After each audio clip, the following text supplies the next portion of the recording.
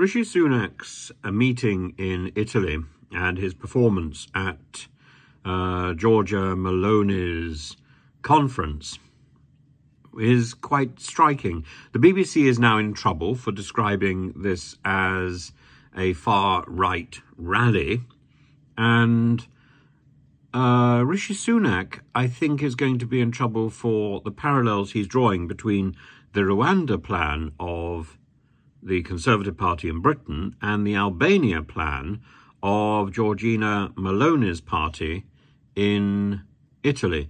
Because the Rwanda plan is something where British politicians believe that people should be expelled from the country to Rwanda, never to come back, whether their application for asylum is successful or not.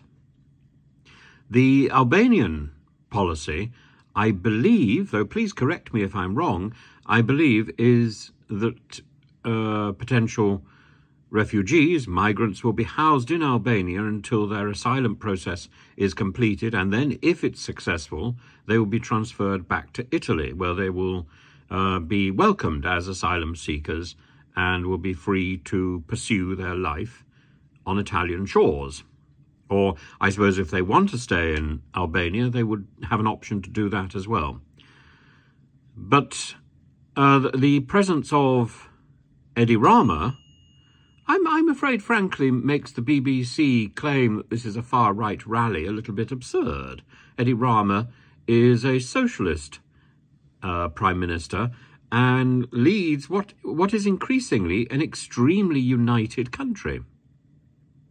Edi Rama has to be congratulated because he's been Prime Minister for so long. It's absurd. One would have thought that his allure would start to slip by now. And it hasn't. Partly because the opposition, Berisha, is such a mess. But Andrew Lewer, the MP for Northampton South, just down the road from me, says of the BBC, the inaccurate and lazy way the left-wing press use the expression far right is virtually stripped it of any useful meaning in modern media discourse.